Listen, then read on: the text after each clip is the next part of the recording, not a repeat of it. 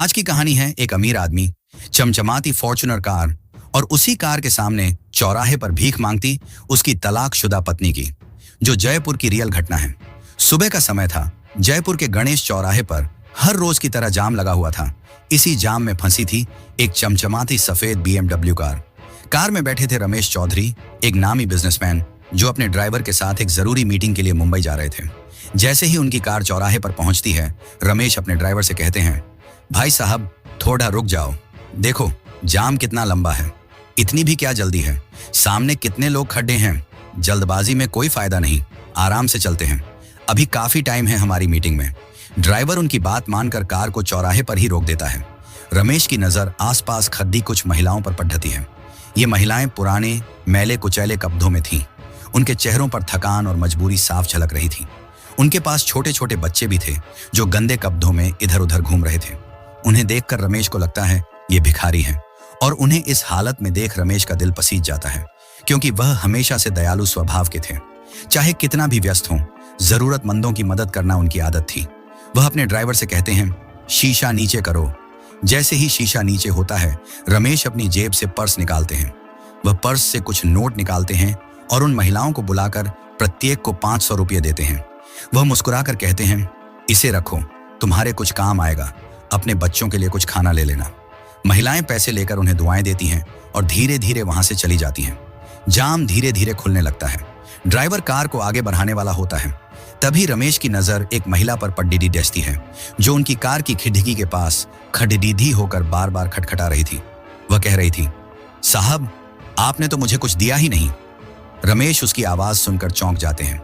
उनकी आंखें उस महिला के चेहरे पर टिक जाती हैं।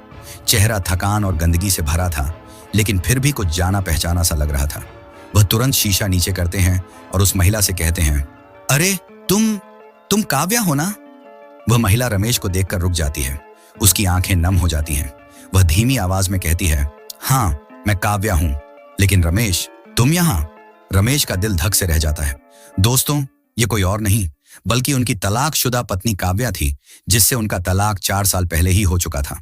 रमेश हैरान परेशान होकर पूछते हैं, काव्या तुम इस हालत में? तुम तो एक अच्छे घराने की लड़की थी और कोर्ट में तलाक के समय तुमने मेरे से 50 लाख रुपए भी लिए थे, फिर भी तुम सड़क पर भीख मांग रही हो, दर दर की ठोकरें खा रही हो। क्यों काव्य? तुम तो आराम से जीवन भर बैठकर खा सकते थे, फिर यह हालत क्यों? यह सब सुन काव्या की आंखों से आंसू छलकने लगते हैं। वह कहती है, रमेश मुझे थोड़ा समय दो, मैं तुम्हें सब कुछ बताऊंगी। रमेश काव्य से कहता है, ठीक है, पर ऐसा करो तुम मेरी कार में बैठ जाओ पीछे वाली सीट पर। रमेश अपने ड्राइवर से कहते हैं, पीछे का दरवाजा खोल दो। ड्राइवर तुरंत पीछे का दरवाजा खोल देता है और काव्या कार में बैठ जाती है। लेकिन जैसे ही वह कार में बैठती है, आसपास के कुछ दुकानदार और राहगीरों को शक होने लगता है। उन्हें लगता है कि कहीं ये अमीर आदमी इस गरीब महिला को गलत इरादे से तो अपनी कार में नहीं बैठा रहा है। इसी सोच के साथ देखते ही देखते चौराहे पर भीड़ इकट्ठा हो जाती है। लोग सवाल करने लगते हैं, ये क्या हो रहा है? इस महिला को कहां ले जा रहे हो? सब उस आदमी पर गलत शक करने लगते हैं। काव्या के साथ जो औरतें भीख मांग रही थीं, वह सब भी वहां पर आ जाती हैं। बे कहती है, तुम इस व्यक्ति के साथ कहां जा रही हो? क्या यह तुम्हारे साथ कोई जबरदस्ती कर रहा है? कहां खड़ा हर आदमी कानाफूसी करने लगता है और उस आदमी से बोलता है, भाई साहब आप ये क्या कर रहे हो? ये सब देख काव्या तुरंत बोल पड़ती है, ये मेरे तलाकशुदा पति रमेश चौधरी हैं। मैं अपनी मर्जी से इनके साथ जा रही हूँ। ये मेरे साथ कोई जबरदस्ती नहीं कर रही हैं। भीड़ थोड़ी शांत होती है, लेकिन कुछ लोग अब भी कानाफूसी कर रहे थे। कुछ लोग कहने लगे, ये तो कोई बड्ढा आदमी लगता है, इसने इस गरीब महिला को अपनी कार में क्यों बिठाया है? कोई तो बात है नहीं, तो ये अमीर आदमी एक गरीब महिला को क्यों बिठाएगा? शायद कोई गलत इरादा है। रमेश ये सब सुनकर गुस्सा तो होते हैं, लेकिन वह शांत रहते हैं, क्योंकि वह जानता है कि अगर कुछ कहा तो बात और बढ़ जाएगी। वह काव्या से कहते हैं, चलो हम यहाँ से चलते हैं। ड्राइवर गाड़ी स्टार्ट करता है और वे वहां से चले जाते हैं। रमेश काव्या को पास के एक होटल में ले जाते हैं। वह अपने ड्राइवर को कुछ पैसे देते हैं और कहते हैं, जाओ बाजार से इनके लिए एक अच्छी साड़ी, चप्पल और कुछ जरूरी सामान ले आओ। ड्राइवर तुरंत जाता है और एक सुंदर नीली साड़ी, चप्पल और एक छोटा सा बैग लेकर लौटता है। रमेश काव्या से कहते हैं, होटल के वॉशरूम में जाओ, नहा लो और ये नए कपड़े पहन लो। काव्या वैसा ही करती है। जब वह नए कपड़ों में बाहर आती है तो रमेश उसे देखकर हैरान रह जाते हैं। वह सोचते हैं, हालात ने इसे कितना बदल दिया, लेकिन इसकी खूबसूरती और मासूमियत आज भी वैसी ही है। काव्या अब पहले से कहीं ज्यादा आत्मविश्वास से भरी दिख रही थी, जैसे कोई नई नवेली दुल्हन हो।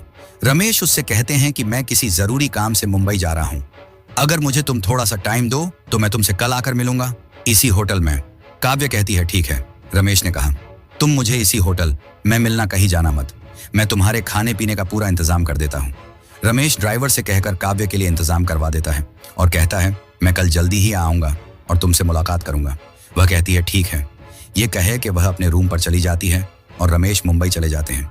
मुंबई में पहुंचने के बाद वह दिन में अपना सब काम जल्दी जल्दी निपटाते हैं और रात में जब होटल में सोने के लिए जाते हैं तो रमेश की वह रात कट नहीं रही थी और ना उधर काव्य की, जो कि चौराहे पर भीख मांगती थी, उसकी भी वह रात नहीं कट रही थी। दोस्तों, दोनों ने उहापों की स्थिति में करवट बदल बदल कर पूरी रात काटी। अगले दिन रमेश मुंबई से लौटते हैं और जल्दी जल्दी होटल में पहुंचते हैं। होटल में पहुंचने के बाद वह काव्य को देखते हैं और उन्हें थोड़ी सी तसल्ली मिलती है। कुछ देर बाद वे दोनों बैठकर बातें करने लगते हैं। काव्या अपनी कहानी सुनना शुरू करती है। वह कहती है मैं कभी नहीं चाहती थी कि मैं तुमसे तलाक लूं। इस बात पे रमेश कहता है तो तुमने तलाक क्यों लिया? वो कहती रमेश, जब हमारी शादी हुई थी तो मेरे परिवार वालों ने मेरी शादी तुमसे तुम्हारी दौलत देखकर करवाई थी। मेरे जीजा और भाई बहुत लालची थे।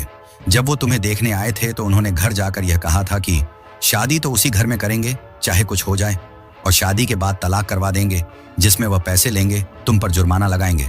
लेकिन मुझे यह बात शादी से पहले पता नहीं थी। जब शादी हुई तो शादी के कुछ साल बाद ही उन्होंने मुझे तुमसे तलाक लेने के लिए उकसाया। वे कहते थे कि तुमसे मोटी रकम मिलेगी और हम सब मिलकर एक नई जिंदगी शुरू करेंगे। मैं उनकी बातों में आ गई और मैंने कोर्ट में तुम पर 50 लाख रुपए का हर्जाना ठोका और तुमने वह रकम दे भी दी। होटल में बैठकर काव्या अपनी कहानी जारी रखती है। वह रमेश से कहती है तलाक के बाद मेरे जीजा और भाई ने सारे 50 लाख रुपए छीन लिए। उन्होंने कहा कि वे मेरी दूसरी शादी करवाएंगे और एक फ्लैट खरीदेंगे ताकि मैं एक नई जिंदगी शुरू कर सकूं। लेकिन धीरे धीरे सारे पैसे खत्म हो गए। मेरे जीजा ने अपने बिजनेस में पैसे लगाए और मेरे भाई ने अपनी शादी के लिए खर्च कर दिए। जब पैसे खत्म हुए तो मेरे परिवार ने मुझे घर से निकाल दिया। मेरे माता पिता ने भी मेरा साथ छोड़ दिया। वे कहने लगे अब तुम तलाकशुदा हो, तुम हमारे लिए बोझ हो। काव्या की आंखों से आंसू टपकने लगते हैं। वह आगे कहती है मेरे पास कोई रास्ता नहीं था रमेश, मैं मजबूर थी। मैंने अपने घर वालों के चक्कर में अपना खुद का घर बर्बाद कर दिया। मेरे जीजा बहुत लालची थे जिन्होंने यह सब करवाने के लिए मुझ पे बहुत प्रेशर डाला और मैं उनकी बातों में आ भी गई और अब मैं सड़क पर आ गई। जब मुझे घर से निकाल दिया तो मैंने शुरू में दूसरों के घर में काम किया, झाड़ू पोछा, जो भी कम मिलता कर लेती, लेकिन सब मुझे ताने मारते थे। इसलिए मैंने काम छोड़कर सड़क पर भीख मांगना शुरू कर दिया। और फिर एक दिन जब मैं स्टेशन पर भूख मांग रही थी तो वही गणेश चौराहे पर कुछ भिखारियों के साथ मेरी मुलाकात हुई। वे महिलाएं मुझे अपने साथ ले गईं और मैं भी उन्हीं के साथ चली गई क्योंकि मेरे पास और कोई रास्ता नहीं था, और उनके साथ ही रहना शुरू किया और धीरे धीरे भीख मांगने लगी। मैं जानती थी कि यह गलत है, लेकिन मेरे पास और कोई चारा नहीं था। मैंने तुम्हें तलाक दे दिया, लेकिन मेरे दिल में तुम्हारे लिए वही प्यार था। मैंने हमारी शादी की तस्वीर अपने पास रखी क्योंकि वह मेरी आखिरी उम्मीद थी। रमेश यह सब सुनकर स्तब्ध रह जाते हैं। उनकी आंखों से भी आंसू छलकने लगते हैं। वह सोचते हैं कैसे एक इंसान का लालच किसी की पूरी जिंदगी बर्बाद कर सकता है। वह काव्या से पूछते हैं मेरी माँ तुम्हें बहुत याद करती थी, तुमने कभी उनसे मिलने की कोशिश क्यों नहीं की? काव्या रोते हुए कहती है मुझे शर्मिंदगी महसूस होती थी रमेश, मैं उनसे कैसे मिलती? मैंने तुम्हारे साथ गलत किया था। मैं सोचती थी कि माँ मुझे कभी माफ नहीं करेंगी। बातें करते करते 12 बज जाते हैं तो रमेश काव्या से कहते हैं आज भी मेरी शाम को मुंबई में मीटिंग है, मैं फिर मुंबई जा रहा हूँ। अगर तुम मुझे अपना पता दे दो जहां तुम रहती थी तो मैं वहां से लौटकर तुमसे फिर मिलूंगा। काव्या अपने किराए के छोटे से कमरे का पता देती है। रमेश मुंबई चले जाते हैं। मीटिंग खत्म होने के बाद जब बहस होने के लिए जाते हैं तो आज भी उनका वही हाल था। रात भर उन्हें नींद नहीं आती। वह काव्या के बारे में सोचते रहते हैं।